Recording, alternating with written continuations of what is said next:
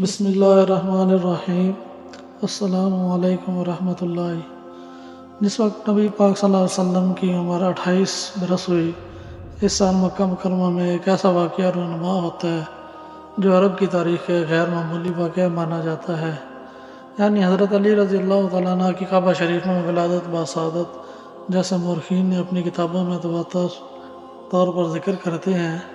جب نبی صلی اللہ علیہ وآلہ وسلم کے والدین اور دادا حضرت عبد المطلب اس دنیا فانی سے گزر گئے تو آپ کی پرورش کی ذمہ داری جناب ابو طالب نے لے لی، جو آپ صلی اللہ علیہ وسلم کے چچا تھے۔ لہذا حضرت ابو طالب کی زوجہ حضرت فاطمہ بنت اسد نے نبی صلی اللہ علیہ وآلہ وسلم کو 17 سالوں تک اپنی سگی اولاد کی طرح پالا اور کفالت کی، جنہیں محمد صلی اللہ علیہ وآلہ وسلم اپنی والدہ کا درجہ دیا کرتے تھے۔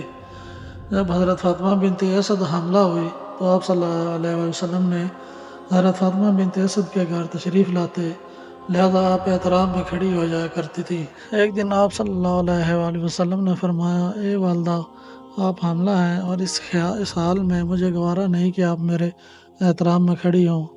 اس پر حضرت فاطمہ نے فرمایا، خدا کی قسم، جب میں آپ کی زیارت کرتی ہوں تو میرے شکم میں بچہ اس طرح حرکت کرتا ہے کہ میں اٹھنے پر مجبور ہو جاتی ہوں۔ جب حضرت علی کی پیدائش کا وقت قریب آ گیا تو آپ خانہ کعبہ کا گرد طواف کرنے کے ارادے سے نکلی۔